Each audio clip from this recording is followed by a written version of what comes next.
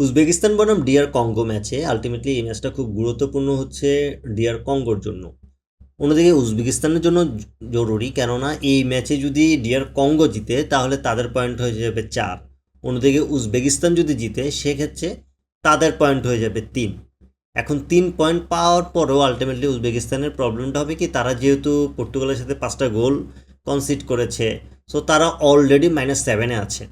So -7-এ যেহেতু আছে, তারা 3 পয়েন্ট পেয়ে আসলে পরের রাউন্ডে যেতে পারবে না। কিন্তু ডিআর কঙ্গো তারা যদি ম্যাচটা জিততে পারে তাদের 4 পয়েন্ট হয়ে যাবে, এবং 4 পয়েন্টে তাদের গোল ডিফারেন্স এখানে ম্যাটার করবে না। তাদের গোল ডিফারেন্স আলটিমেটলি হচ্ছে, তারা যেহেতু এখন -1-এ আছে, তারা যদি 1-0 তো জিতে, তারা আলটিমেটলি একটা গোল দেওয়াতে তারা 0 হয়ে থাকবে।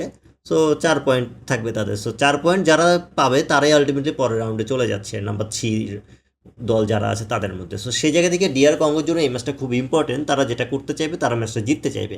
এখন আমি যদি মাঠের খেলায় আসি, মাঠের খেলা দেখবেন উজবেকিস্তান কিন্তু খুব একটা ভালো খেলতেছে না। উজবেকিস্তান পর্তুগালের সাথেও ভালো খেলে নাই, উজবেকিস্তান কলম্বিয়ার সাথেও ভালো খেলে নাই। অ্যান্ড অন্যদিকে আপনি যদি ডিআর কঙ্গোর দিকে দেখেন, ডিআর কঙ্গো কিন্তু আলটিমেটলি পর্তুগালের সাথে তারা ম্যাচ ড্র করে ফেলছে। অ্যান্ড তারা কলম্বিয়ার সাথে যথেষ্ট ফাইট দিয়েছে।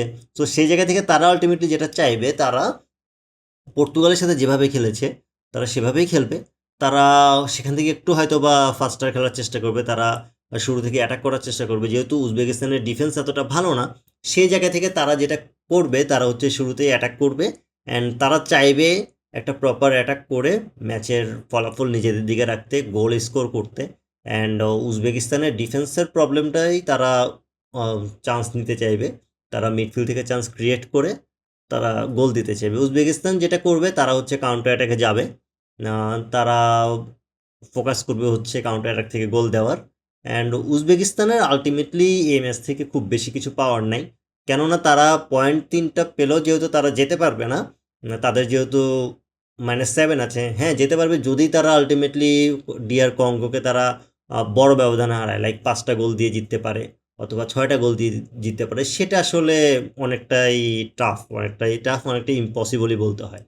তো সেই জায়গা থেকে দেখার বিষয় আসলে উজবেকিস্তান কীভাবে এগুলো নেগোশিয়েট করে, উজবেকিস্তান কীভাবে ডিআর কঙ্গোর সাথে কোন অ্যাপ্রোচে খেলে। বাট আমার কাছে আলটিমেটলি মনে হয় ডিআর কঙ্গো এখানে কনফিডেন্স যদি চিন্তা করি, তাদের লাস্ট ম্যাচের রেজাল্ট যদি চিন্তা করি, সব মিলিয়ে তারা এগিয়ে থাকবে।